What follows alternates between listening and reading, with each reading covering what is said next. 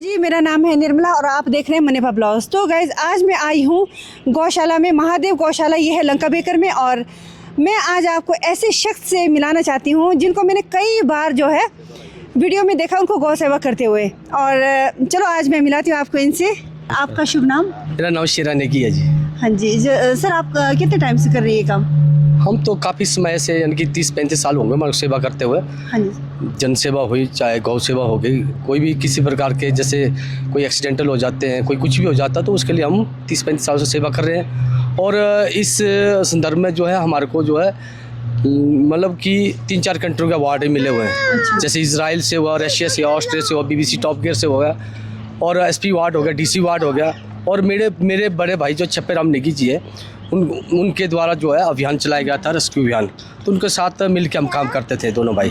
तो नेगी ब्रदर्स करके हमारे को जानते हैं, पूरे इलाके में पहचानते हैं। आज जो गौ सेवा अभियान जो चलाया हुआ, गौ सेवा रक्षा दल का अभियान है, तो इस अभियान को जो है मैं लगातार चला रहा हूँ। और हमारी टीम जो है पूरी इसमें साथ दे रही है, जितने भी हमारे लोग हैं, मेरा साथी है। तो हमारे जो जनरल सचिव है रामराज रोगरा जी, वो आज नहीं है, वो कहीं गए हुए हैं साथ में जंगलों में, कहीं गौधन फंसा उनको निकालने के लिए जी। सर, मैंने सुना है कि समाज सेवा करते हुए बहुत सारी समस्याओं का सामना करना पड़ता है, तो क्या आपको भी ये समस्याएं आई सर? बिल्कुल जी, जैसे आपने कहा कि समस्याएं समाज सेवा करते हुए आई, बिल्कुल आई।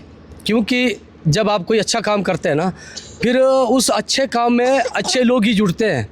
जो गलत लोग होते हैं ना, वो सिर्फ उसका ऑब्जेक्शन ही करते हैं, उसके खिलाफ ही जाते हैं, क्योंकि उनसे खुद से तो अच्छा काम नहीं हो पाता है। इसलिए वो उस अच्छे काम को रोकने के लिए पूरी कोशिश करते हैं कि हम कोई भी साम दाम दंड भेद हर प्रकार के वो हथियार अपना लेते हैं। परंतु आज जब मैं गौ सेवा में लगा था, जब मैं वीडियो डालता था, काफ़ी लोग जो कमेंट करते थे मुझे कि ये ढोंग है, 2 दिन का ड्रामा है। परंतु अब मैं वो काम लगातार कर रहा हूँ, तो उन लोगों का जो है बोलना बंद हो गया। परंतु फिर भी अभी समाज में कुछ लोग ऐसे हैं कि जब हम कहीं घास देते, कहीं कुछ करते, कोई सेवा करते, जैसे पता नहीं क्यों लगता है लोगों को कि जैसे कि जितना भी गौधन है वो हमने ही जैसे रोड में फेंका हुआ है, ये हमारा ही सिर्फ अधिकार है इनको काम करना। क्योंकि लोग ये चाहते हैं कि सब जिम्मेदारी सिर्फ शेरा नेगी की टीम और शेरा नेगी करे। परंतु कहीं ना कहीं तो लोगों को भी इस काम में आना पड़ेगा आगे, कहीं ना कहीं उनको भी हाथ बटाना पड़ेगा हमारे साथ।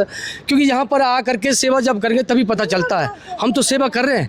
परंतु जो लोग हैं ना, वो लोग जो है गलत नीतियाँ बना करके हमारे खिलाफ षड्यंत्र बनाने की कई लोग कोशिश कर रहे हैं और कोशिश करते भी हैं।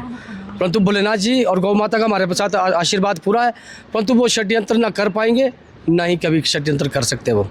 बिल्कुल सर, बिल्कुल। एक छोटी सी आपकी जो है आप अपने लाइफ के बारे में बताएंगे सर? आपको कैसे इस तरह समाज सेवा करने का आपको एक मोटिवेशन मिला, कहाँ से मिला सर आपको? देखिए मैम, एक्चुअली हम लोग जो है एक साधारण परिवार से हैं, और हमारा जो पालन पोषण है एक साधारण परिवार से हुआ। और मैं गांव का एक साधारण गांव का रहने वाला एक साधारण आदमी हूँ। और वहाँ पर जो है पहले गाड़ियाँ नहीं जाती थी, ना ही वहाँ पर कोई ऐसी प्रकार की सुविधा थी। आज वहाँ पर हमारे गांव में गाड़ियाँ भी पहुँच रही है, सब चीज़ें पहुँच रही हैं। उस समय जो है इतनी दिक्कत हो जाती थी काम करने के लिए कि उस टाइम 1-1 रुपए की वैल्यू हम लोग समझते हैं। बिल्कुल सर। जब हम स्कूल जाते थे, स्कूल जाते हुए हम बोझा उठा के लाते थे, और उस बोझ जगह मतलब कि 40 किलो उठाने का 4 रुपये मिलते थे उस टाइम। हाँ जी। तो उसी 4 रुपये से हम लोग जो है अपने स्कूल की फीस, अपने स्कूल का कापी किताब, पेन का, स्याही का खर्चा उसी से निकालते थे। रोज़ हम शाम को जो है बोझ लाते थे, जो दुकान हमारे गाँव में थी। और उसके बाद जब भी हमारे को छुट्टियां मिलती थी, शनिवार या वीकेंड में इतवार की छुट्टी होती थी, उसमें हम किसी न किसी के पास जो है दिहाड़ी पे काम करने जाते थे। तो हमने बहुत स्ट्रगल किया है, और उस स्ट्रगल का आज फल भी मिला हुआ है। और आज हम लोगों ने उसी टाइम से जो है जितने भी हमारे जो गरीब गुरुब होते थे, जितने भी हमारे से हो सकता था उस टाइम सेवा हम करते थे, जा करके सबके साथ मिलन व्यवहार हर तरह से हम कोशिश करते थे कि हम लोग जो है अच्छे से सबके साथ काम करें।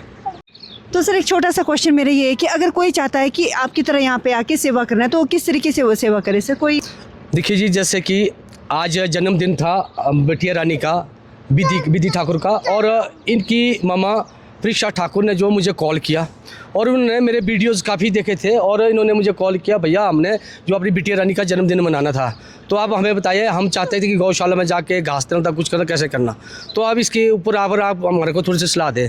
तो मैंने इनको जो जो चीज़ें कही उन्होंने वो चीज़ें की और आज हम यहाँ गौशाला में पहुँचे और इस बिटिया रानी का बहुत अच्छे से जन्मदिन मनाया और जितना भी जो तूड़ी घास लाया उसका सारा पैसा इन्होंने दिया और यहाँ पर बहुत मज़ा आया इनको सेलिब्रेट करने के लिए। और इस प्रकार से आप लोग हमारे से भी जुड़ सकते हैं और अगर आप खुद आप गौशाला में आना चाहते हैं तो यहाँ पर खुला गेट है, वो आ सकते हैं और यहाँ पर सीधा आकर के घास की गाड़ी लेके आ सकते हैं और दे सकते हैं गौ माताओं के लिए। यहाँ कोई परमिशन लेने की ज़रूरत तो है नहीं, जब आप कोई अच्छा काम करते हैं ना उसकी परमिशन की ज़रूरत नहीं होती है। जी हाँ दोस्तों, मैंने सुना है कि गौ माता में 33 कोटि देवी देवताओं का वास होता है। अगर कोई यहाँ आकर इस तरह सेवा करना चाहता है तो ऑब्वियसली उनको जो है देवी देवताओं के आशीर्वाद मिल सकते हैं। Thank you so much.